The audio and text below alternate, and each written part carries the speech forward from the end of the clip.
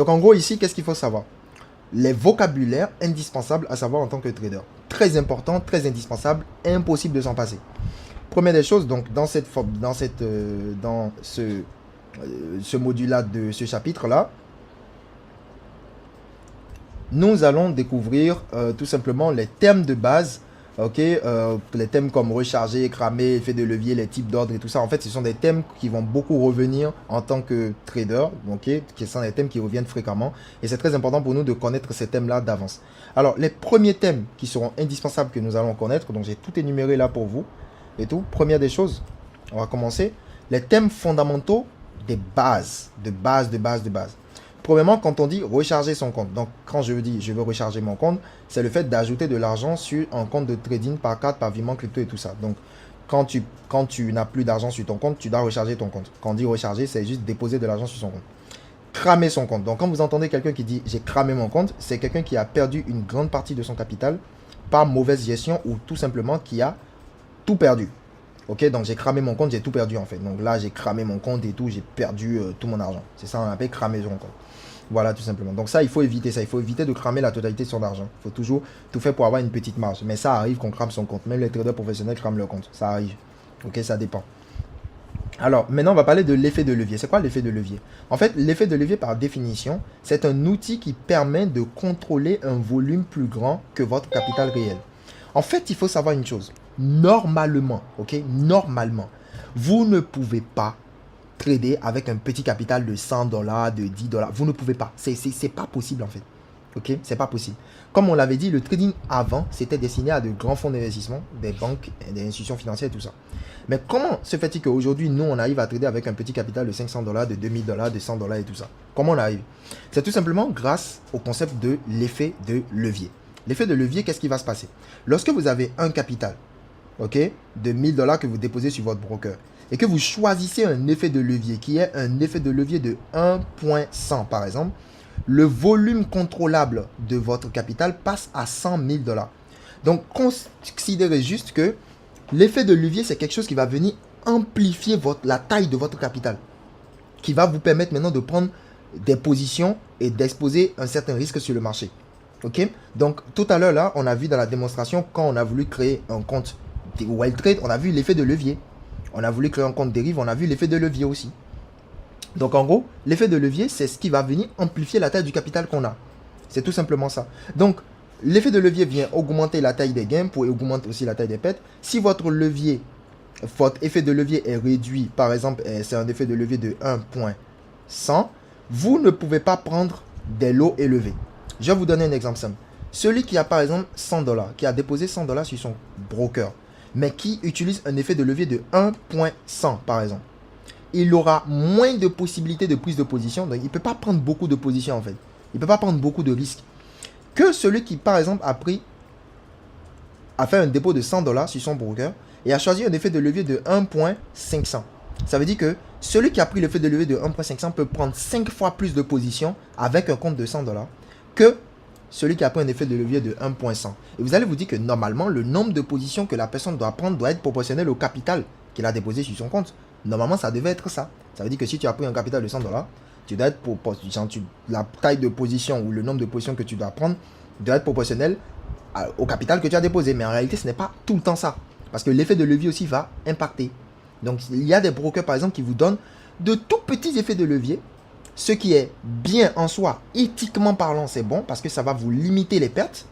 Mais, dans les faits, ça va limiter aussi vos gains. Donc, moi, par exemple, je peux pas trader avec un effet de levier de 1.100, un capital de 100 $. Ça va rien faire de bon. C'est-à-dire, vous serez tellement limité au nombre de positions que vous pouvez prendre. Donc, ça va prendre vraiment du temps. Ok? Et là, par exemple, et tout, vous allez voir que ici, il y a eu un compte qui est là. Il y a eu plusieurs positions qui ont été prises. Donc là, par exemple, j'ai pris des positions en sell. On a pris des positions en sell sur ce compte.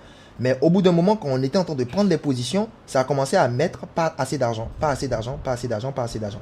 C'est tout simplement que l'effet de levier ne permet plus, ou la marge sur le compte ne permet plus de prendre plus de positions. Vous voyez un tout petit peu. Donc en gros, c'est ça. C'est à ça que l'effet de levier sert. On dit qu'un levier trop haut, sans gestion de risque, est la cause numéro 1 des comptes qui sont perdus. Et c'est justement pour cela que je disais précédemment que le fait que Welltrade soit un broker qui offre des effets de levier de 1,10 000, en fait, c'est dévastateur. Parce que ça a un très gros avantage pour faire énormément d'argent très très vite, avec un très petit capital lorsque vous avez de très bons entrées. Mais, dans un autre côté aussi, ça va vite cramer les comptes. Parce que ça veut dire que même avec un capital de 10 $, vous pouvez prendre un risque qui est proportionnel à quelqu'un qui a un capital beaucoup trop élevé en fait. Et donc, la surexposition sur le compte est beaucoup plus rapide. Donc, on dit que les professionnels utilisent un gros effet de levier disponible, mais n'ouvrent que des petites positions. Alors, ça, vous allez le comprendre au fur et à mesure. Donc, c'est un peu ça qu'on appelle un effet de levier. Donc, avant de créer son compte, vérifiez d'abord c'est quoi l'effet de levier. D'autres thèmes maintenant, on a les types d'ordres. Dans le trading, il y a des types d'ordres qu'on prend. Vous vous rappelez, on a dit que le but du trader, c'est de prédire la direction des prix. Mais, dans quel but? Dans le but de prendre une position. Soit tu as une position acheteuse, donc s'il prend une position acheteuse, c'est qu'il suggère, il suppose que les coûts iront à la hausse. Soit il prend une position vendeuse, s'il prend une position vendeuse, c'est qu'il pense que les coûts iront à la baisse. Une position acheteuse, c'est ce qu'on appelle un buy. Une position vendeuse, c'est ce qu'on appelle un sell. Et ça, c'est ce qu'on appelle des ordres directs du marché. Ordres directs. Donc, des ordres directs. Et les ordres directs, il y a des buy. Donc, tu gagnes si le prix monte dans ta direction, si tu prends un buy. Et si tu prends un sell, tu gagnes si le prix baisse dans ta direction. Mais si tu prends un sell et que les prix montent, c'est que tu perds. Si tu prends un buy et que les prix chutent, c'est que tu perds. Comment on prend une position, un ordre direct sur le graphique? Alors, sur le téléphone, c'est très simple. Je vous avais montré ça dans le tuto. Donc, on peut cliquer ici pour prendre un sell. Et on peut cliquer ici pour prendre un buy. Ok? Ça, c'est sur l'ordinateur. On peut cliquer ici directement pour prendre un sell sur l'ordinateur. Ou on peut cliquer ici pour prendre un buy sur l'ordinateur. Souvent, le buy est à droite, le sell est à gauche. Il faut souvent le retenir comme ça. Ensuite, maintenant, vous avez ce qu'on appelle les ordres différés. C'est quoi les ordres différés? Les ordres différés, c'est une possibilité de prendre des positions même quand tu n'es pas présent sur le graphique. Ça veut dire quoi? Pour prendre des ordres directs, il faut que tu sois là. Si le marché est à ce niveau-là et que tu prends un buy, le buy va s'ouvrir automatiquement là où tu as pris la position. En fait, là, le spread reste encore à revoir. Mais bon, on va pas parler de ça maintenant. En gros, si tu prends un buy, le buy va être pris en même temps que tu as pris ton buy. Donc, si tu prends un sell, le sell sera pris en même temps. Mais en fait, un ordre différé, c'est un ordre en attente. C'est comme par exemple quelqu'un qui se dit, ok, moi, je pense que si le prix continue à monter jusqu'à tel niveau, le prix va chuter. Mais voilà que le prix n'est pas encore à ce niveau précis. Et moi, je ne serai pas présent sur le marché. Je peux peut-être, j'ai du boulot. Je vais au boulot le matin. Je n'aurai pas le temps d'ouvrir mon ordinateur. Donc, qu'est-ce qu'il fait? Il peut ouvrir un ordre en attente.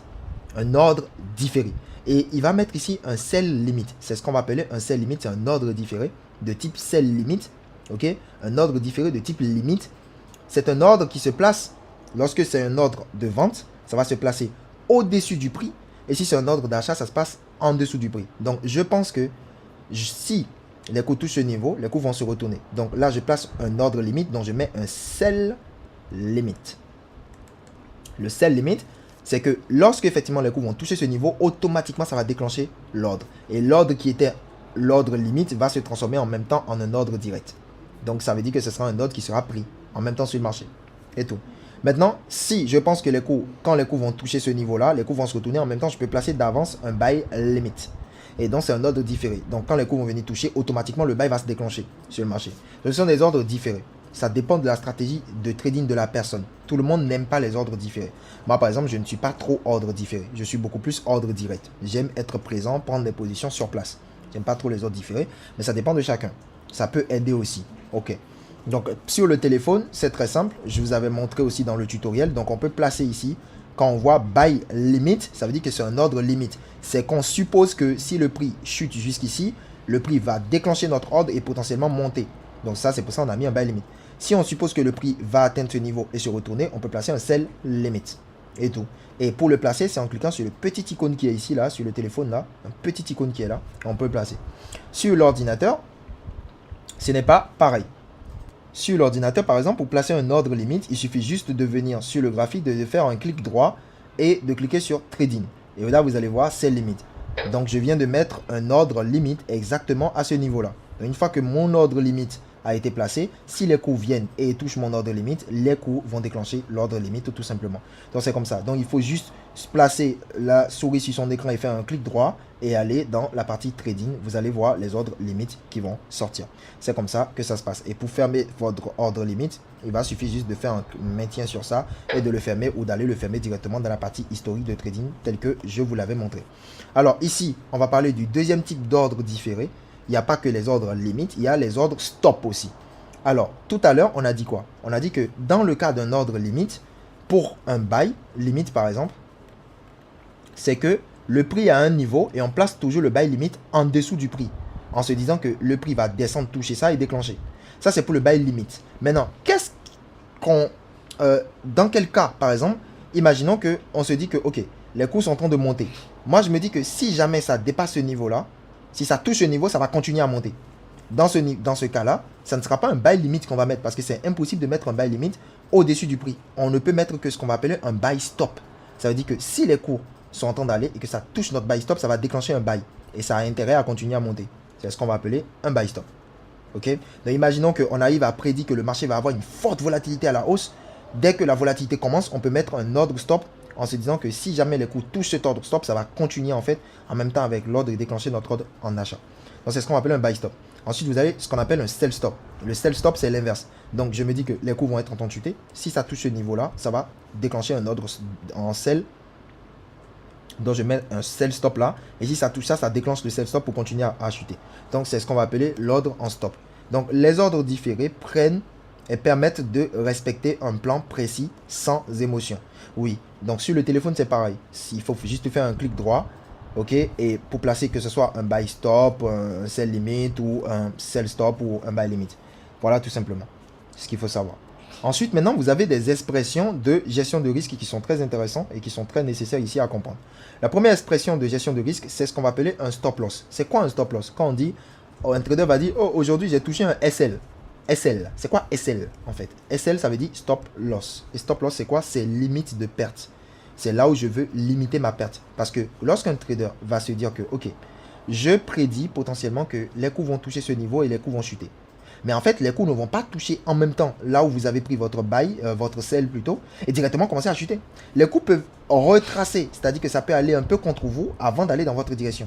Donc, vous devez avoir une limite. Vous devez vous dire que, ok, certes, je peux prendre mon sell ici, les cours peuvent aller un peu contre moi, mais les cours finiront peut-être par aller dans ma direction. Donc, je vais mettre une limite de perte. Si les cours persistent à aller contre moi, si ça touche ce niveau-là, je veux que ça ferme et que ça me clôture ma perte. Donc, si par exemple, j'ai 200 $ de capital, je ne veux risquer que 10 $ sur cette position-là. Pas plus. Donc là, pour ça, il faut avoir ce qu'on appelle un stop loss. La perte maximale acceptée sur un trade. Et ça permet de fermer automatiquement la position lorsque les cours touchent le niveau du stop loss en même temps. Donc ça, c'est ce qu'on appelle un stop loss. Et pour le stop loss, c'est très facile. Je vous avais montré ça aussi directement sur le tutoriel du téléphone.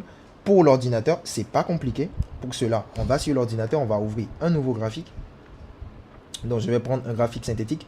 Je vais prendre un step index. Et sur le step index, nous allons prendre une position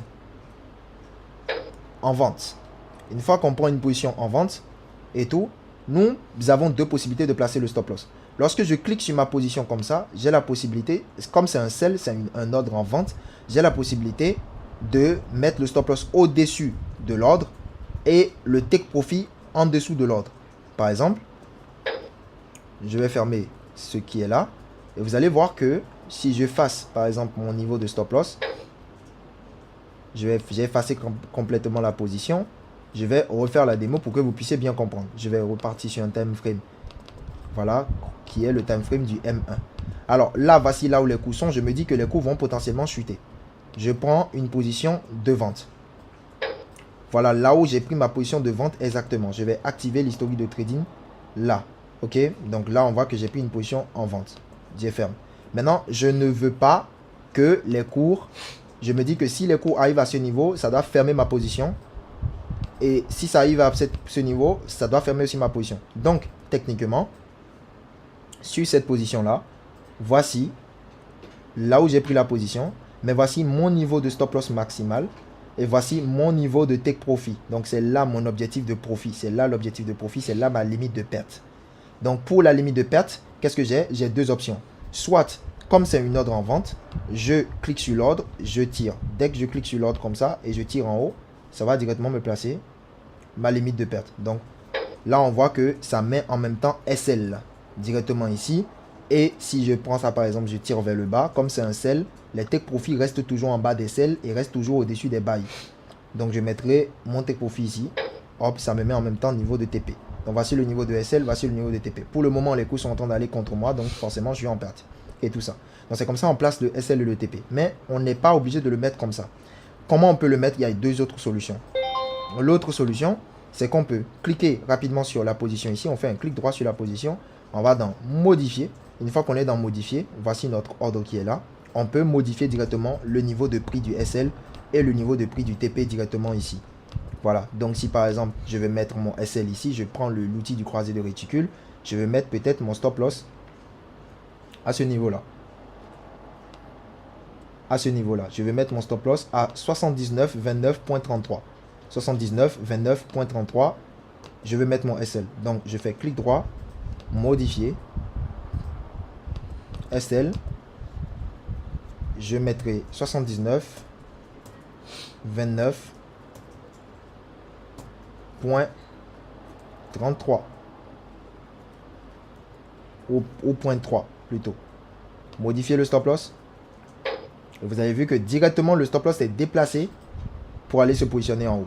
Donc c'est comme ça qu'on fait une modification de SL. Donc là je vais fermer maintenant la totalité de mes positions. Donc voici exactement comment placer un stop loss et voici comment placer un take profit sur son ordinateur et sur son téléphone. Alors ce qui est assez intéressant, c'est que sur le téléphone avec les nouvelles mises à jour de MetaTrader, ça vous montre exactement combien vous allez gagner. Donc par exemple la position a été prise ici, combien vous allez gagner. Donc ça c'est le SL, donc c'est combien vous allez perdre.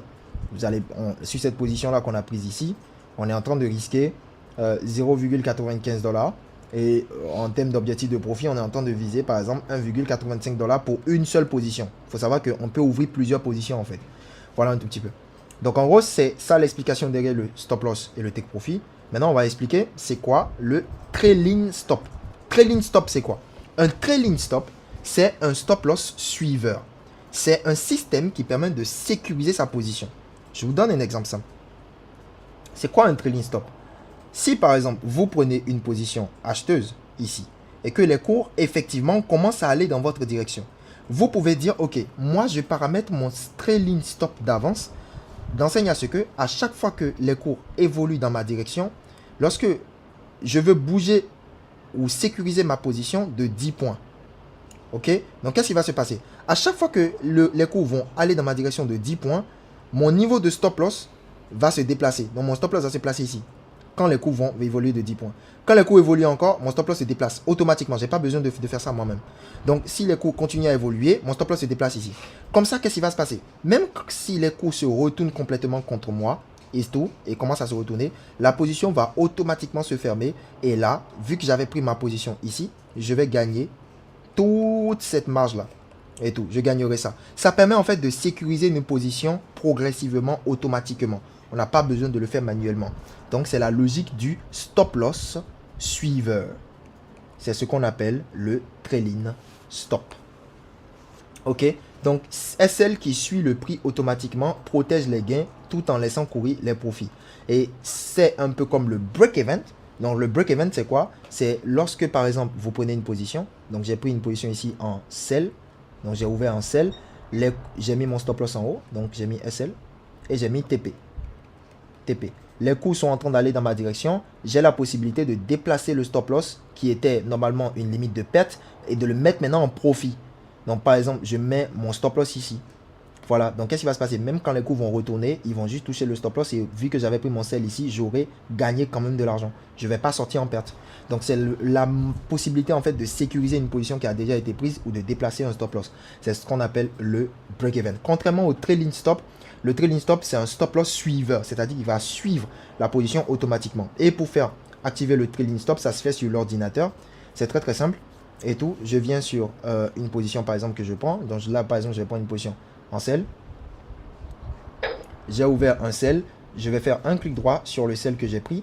Et je vais faire l'option trailing stop. Donc là, je peux choisir en combien de points j'ai envie que les cours suivent. comment dirais-je, mon trailing stop ou mon SL suivent en fait les cours. Donc par exemple, je peux personnaliser ici et je vais mettre par exemple de 3 points ou je sais pas, de 10 points. Donc ça veut dire que à chaque fois que les cours iront dans ma direction de 10 points, il faudra que le stop loss se déplace automatiquement. Donc ça veut dire que pour cette position là, le trailing stop a été activé. Donc en gros, c'est comme ça que ça se passe. N'oublions pas, tous ces détails là peuvent être importants d'une manière ou d'une autre. Alors, on va rentrer dans d'autres choses. C'est quoi maintenant le low et c'est quoi le spread? Suivez attentivement parce que là, ce sera des détails qui sont super intéressants. C'est quoi le low? En fait, le low, c'est la taille de la position qui est prise en fait. Et tout. La taille de la position. Ça détermine le gain ou la perte que le trader aura à faire.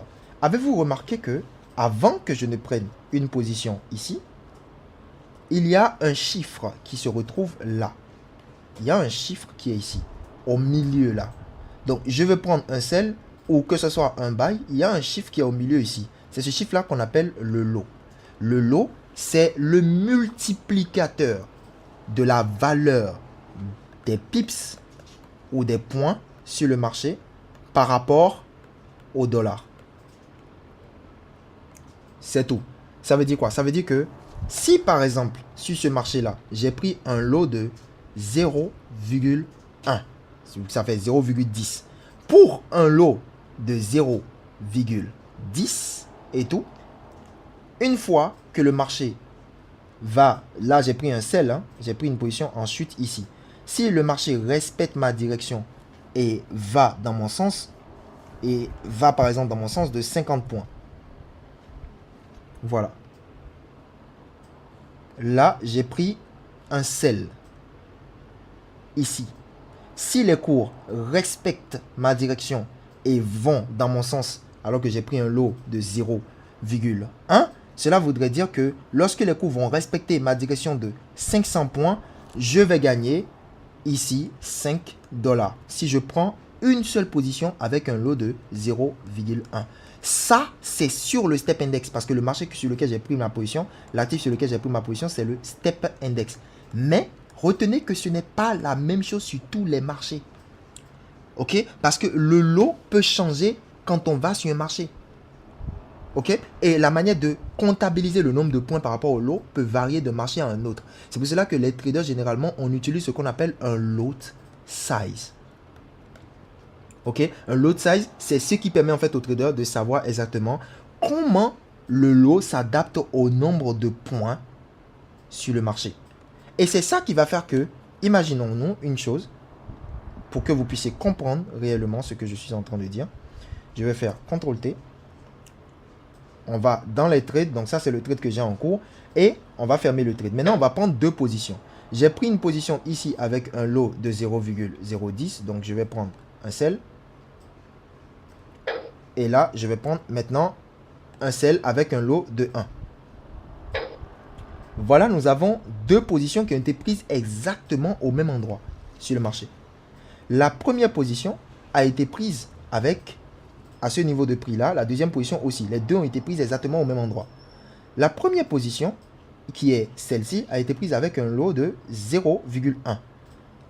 Et la deuxième position a été prise avec un lot de 1. Ça veut dire que la deuxième position vaut 10 fois la première position. Parce que le volume ici, le volume est de 1. Et dans 1, on a 10 fois 0,1. Donc ça veut dire que prendre un lot de 1, c'est comme prendre 10 fois un lot de 0,1 sur le marché. Et c'est exactement ce que nous pouvons remarquer. Regardez très bien. Les positions que nous avons prises sont en gain. Qu'est-ce qui se passe? Les deux traders ont pris les positions exactement au même moment, presque au même endroit, mais ils ne gagnent pas la même chose.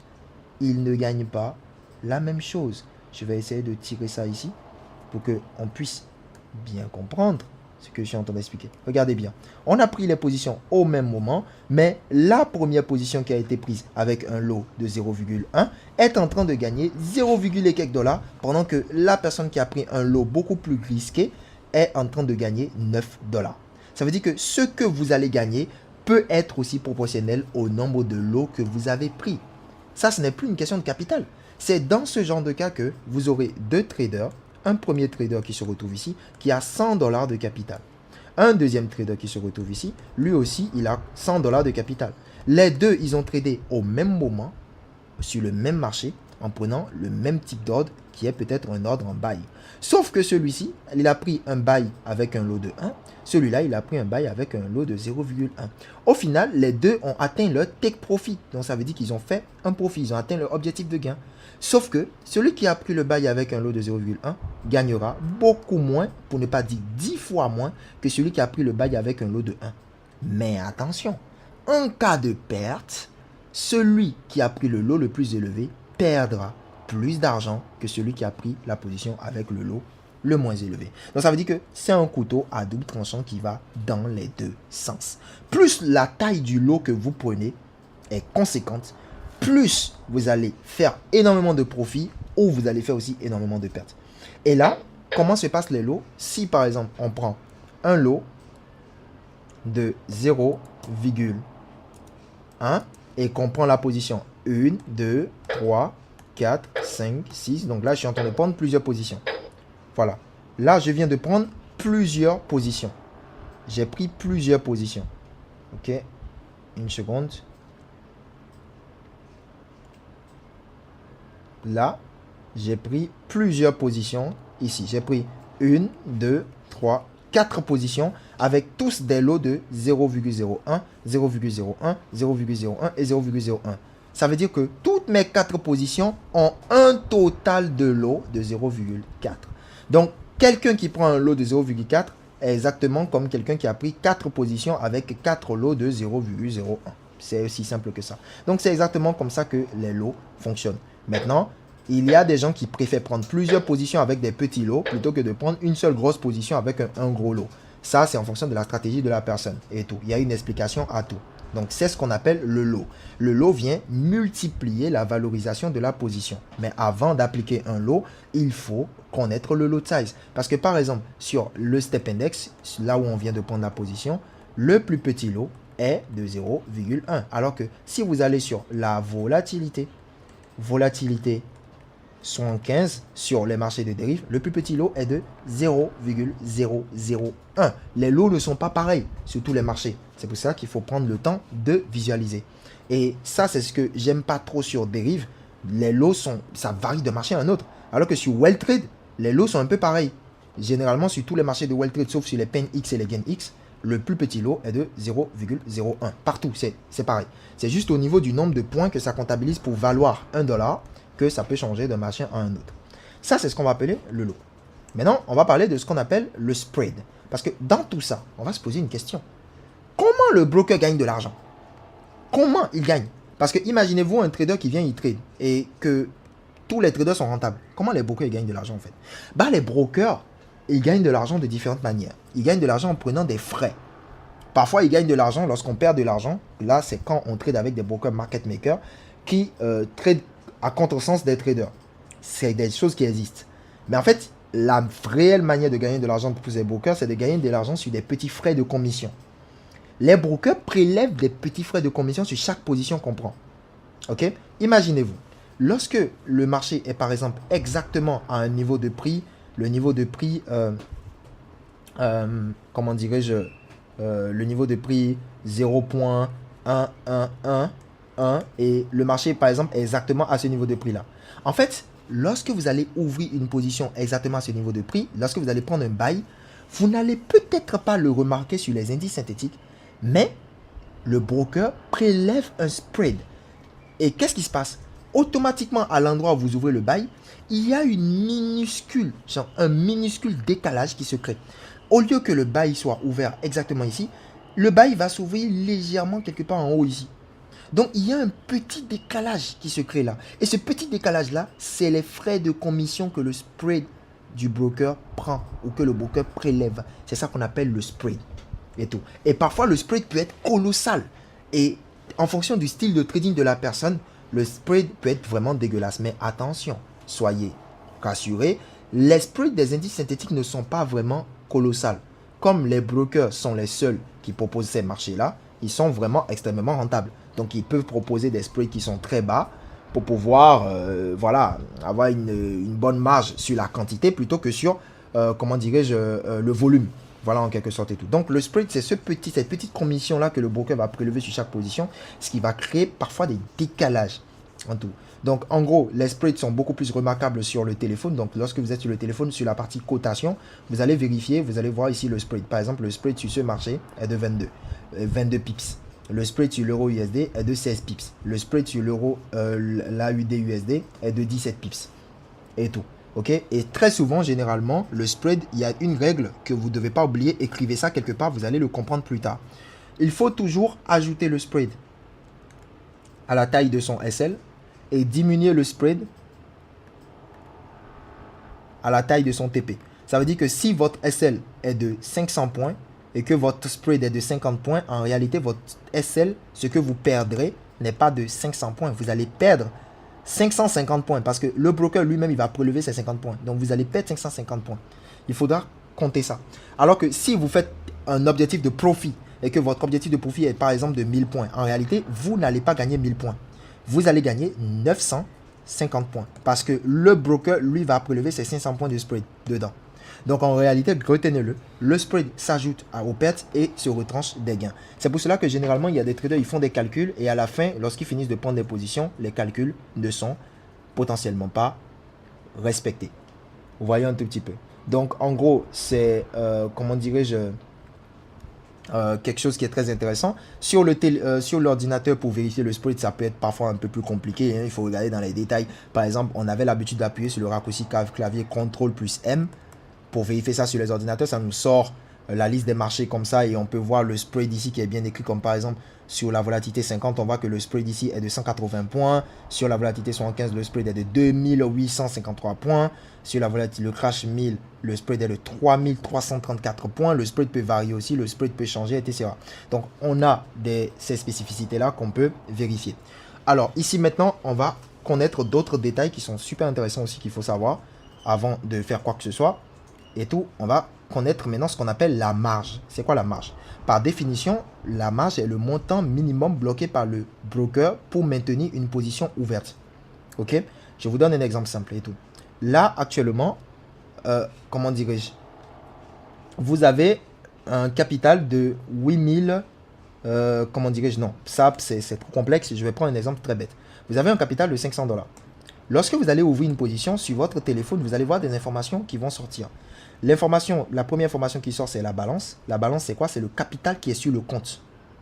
Ok? C'est le capital qui est sur le compte avant que vous n'ouvrez la position. La moyenne, c'est quoi? La moyenne, c'est le capital qui reste sur le compte lorsqu'on ajoute ou qu'on retranche toutes les positions qui sont prises sur le moment. Par exemple, ici, on a un capital de 8516,44 $ sur le compte avant qu'on ouvre un trade en sell sur l'euro USD.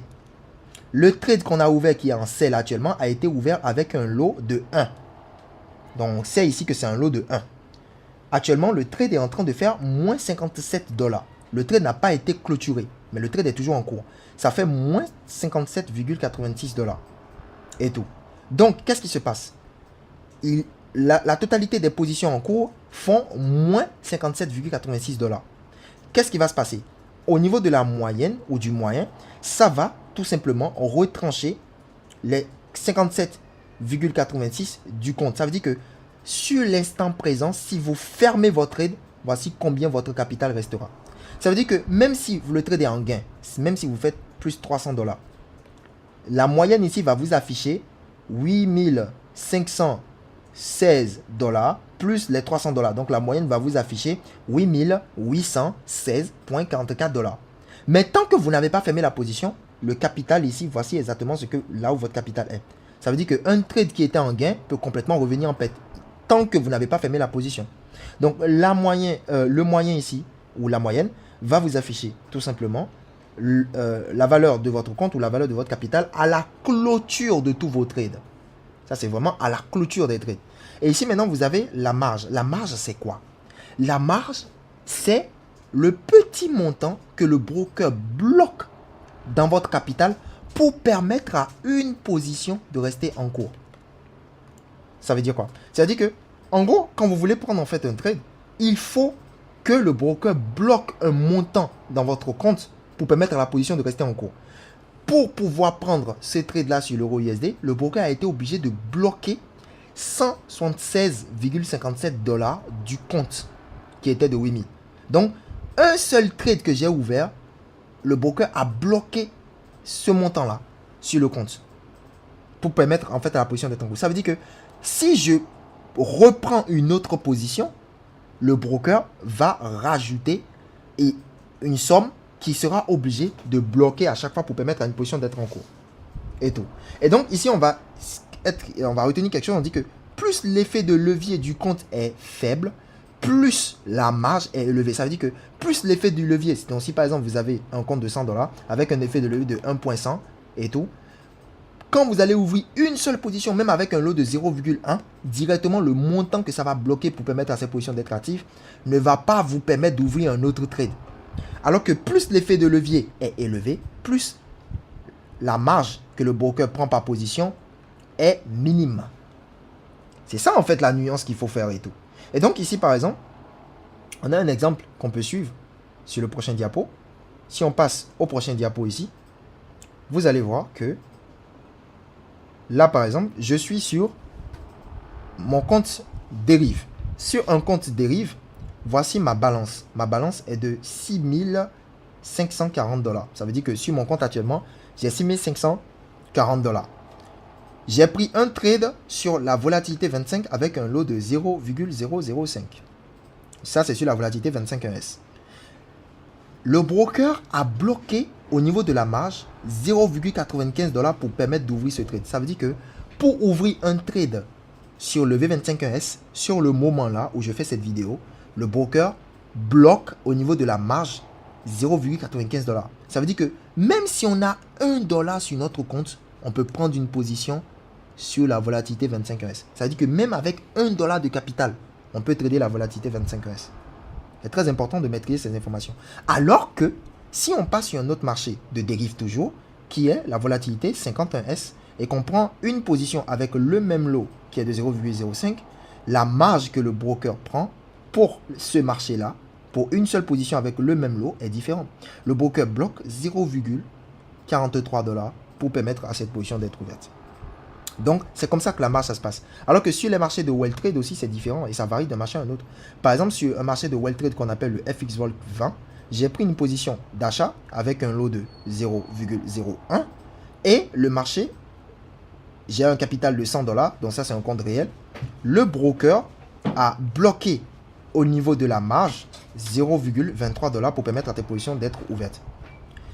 J'ai pris une position sur le FXVOL 40. La position est une position en buy avec un lot de 0,01. Le même lot que j'ai pris ici.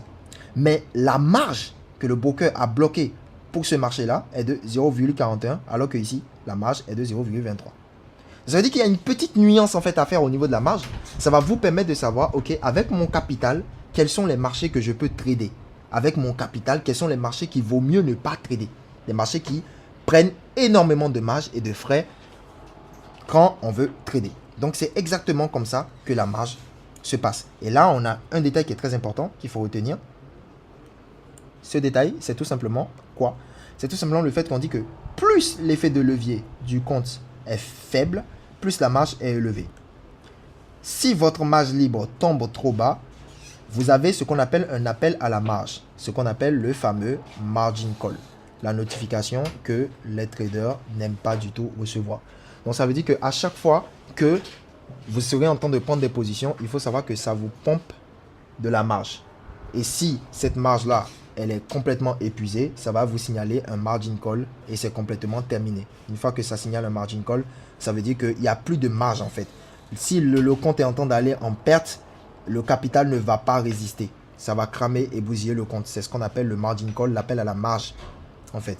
Maintenant, on va parler du swap. C'est quoi le swap? Le swap, c'est frais de commission ou frais overnight. C'est quand on laisse une position ouverte sur le long terme. Ok, donc si vous laissez une position ouverte pendant longtemps, ça va prendre en fait et tout une petite commission sur la position. Donc c'est ce qu'on appelle le swap.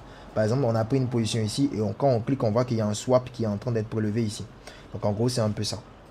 Maintenant, on va découvrir d'autres expressions qu'il faudra connaître aussi, donc avec lesquels on pourra potentiellement se familiariser. On a le adding. Le adding, c'est quoi? En fait, le adding, c'est un abus de langage. C'est même pas une expression qui va revenir tout le temps dans le trading, en fait. Ok, c'est juste un abus de langage. Et c'est quoi le adding, en fait? Le adding, par définition, c'est le fait d'ajouter une ou plusieurs positions à un trade qui est déjà en cours. Donc, si par exemple, vous avez un trade qui est déjà en cours et que vous, par exemple, j'ai déjà un buy, j'ai pris un buy et le trade il est en cours, je rajoute des positions, c'est que j'ai fait du adding. Donc, j'ai repris des buys, le trade il est encore en cours, je rajoute encore des buys. Ça, c'est le fait de faire du adding, en fait, et tout. Et le adding, c'est pas une technique que je conseille en fait à des débutants. Si vous êtes débutant, évitez de rajouter des positions à des positions qui sont déjà ouvertes. Ok? Pourquoi? Parce que, imaginons que là, vous avez pris une position, par exemple, ici. La position est déjà en gain de 10 $. Vous rajoutez encore une autre position ici en buy. Maintenant, cette position-là, les coûts décollent et les coûts commencent à revenir contre vous. Ce buy qui est en haut sera en perte. Et ce buy qui est en bas sera en gain. Mais si ce buy qui est en haut commence à aller trop en perte, le capital ne va pas résister pour garder tous les buys en cours. Donc, ça va commencer à fermer certaines positions.